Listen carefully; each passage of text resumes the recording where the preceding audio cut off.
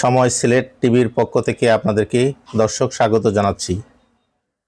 দেশ বিদেশের সব ধরনের খবর পেতে সময় সিলেট টিভির সাথেই থাকুন। আমরা এই মুহূর্তে অবস্থান করছি মাধবপুর সবজি বাজার। আপনারা দেখতে পাচ্ছেন মাধবপুর সবজি বাজারের একটা মাথা থেকে অন্য মাথা পর্যন্ত পুরো বাজারটাকে আমরা আপনাদেরকে ঘুরিয়ে দেখাচ্ছি। আমরা যে প্রান্তেই যাচ্ছি আপনারা দেখতে পাচ্ছেন মাধবপুর বাজারটি একদম ক্রেতা শূন্য।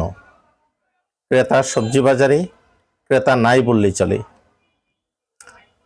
আমরা এই ছোট্ট বাজারটি ছোট ছোট খুব মানে হিজিবিজি করে একদম কন্ট্রাস্ট অবস্থায় এই মাধবপুর বাজারের সবজি বাজারটি।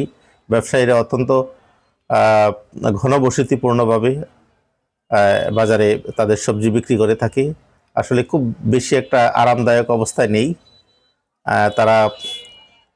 দোকানগুলো একদম ঘনবসতি, জায়গার স্বল্পতার কারণে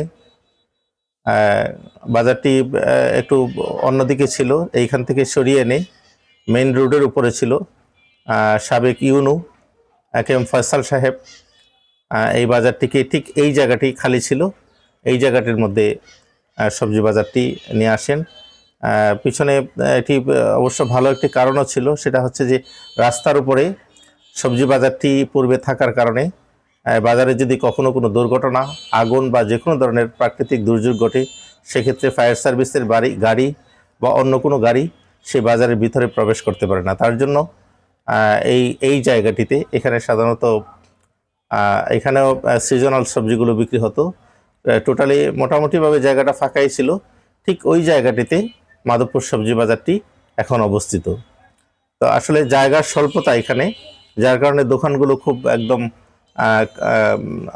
একদম কোণঠাসা,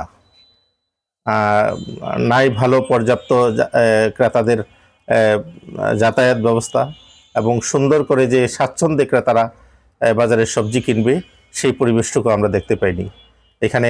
একদম মানে যে গলিটি রয়েছে, দুইজন মানুষ পাশাপাশি একই গলি দিয়ে প্রবেশ করতে পারে না, খুবই কষ্ট হয়।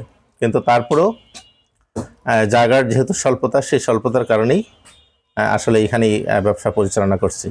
কিন্তু ব্যবসায়ীরা আমাদেরকে জানিয়েছেন যে আসলে গত কয়েকটি প্রাকৃতিক দুর্যোগ, বন্যা, বিভিন্ন কারণে দেশে সবজির একটি খুব বেশি একটা চাষ হয়নি। পূর্বে যেভাবে সবজি চাষ হতো, এই বন্যায় সে সবজি ক্ষতিগ্রস্ত করেছে, ফসলের ক্ষতি করেছে, সেই বিষয়টি তারা আমাদেরকে বলেছেন। যার কারণে সবজির দাম, আর ক্রেতারা যারা কিনছেন তারা বাজারে ঘুরে এই মুহূর্তেও টমেটোর দাম 120 টাকা, যার কারণে কিনতে সাহস পাচ্ছে না, ফিরে যাচ্ছে।